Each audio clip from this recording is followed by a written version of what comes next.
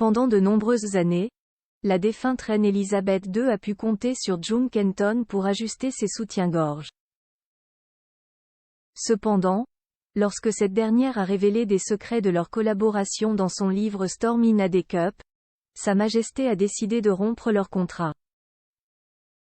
Une éviction sur laquelle est revenu The Express, ce dimanche 1er octobre.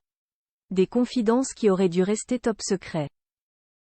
Avant que le prince Harry ne fasse des révélations fracassantes dans son autobiographie Le Suppléant, sorti le 10 janvier dernier, un autre ouvrage a fait trembler les murs de Buckingham Palace.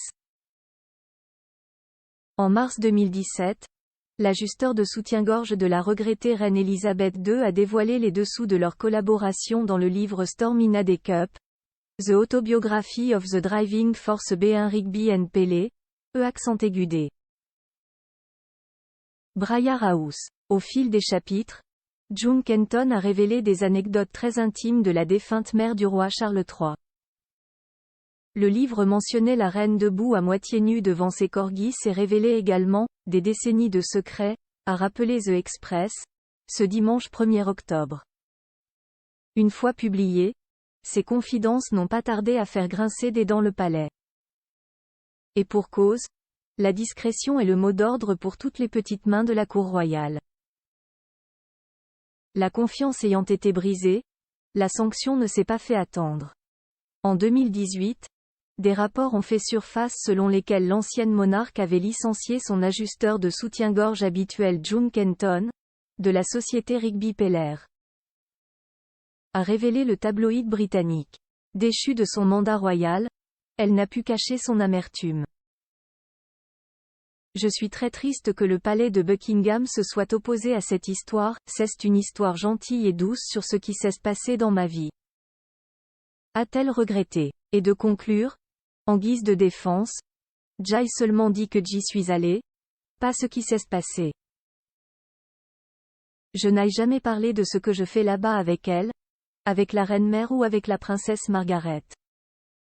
Selon la BBC, June Kenton n'a pas envoyé d'exemplaire à Buckingham avant de publier le livre car elle pensait que rien ne serait nécessaire.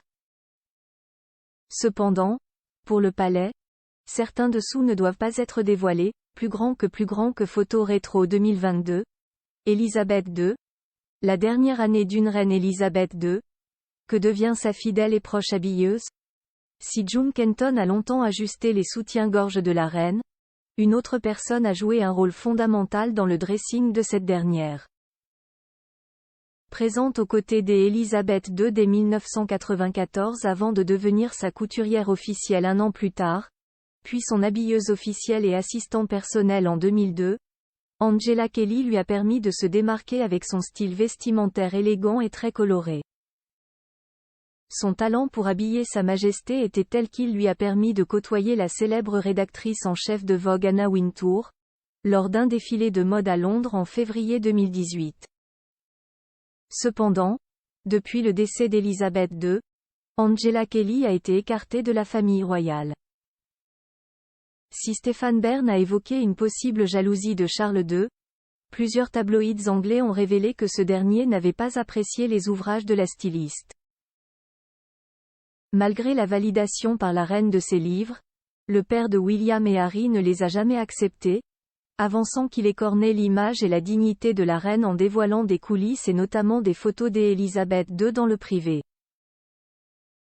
Une mauvaise image qui a fini par prendre le pas sur le travail remarquable d'Angela Kelly, contrainte à une retraite forcée.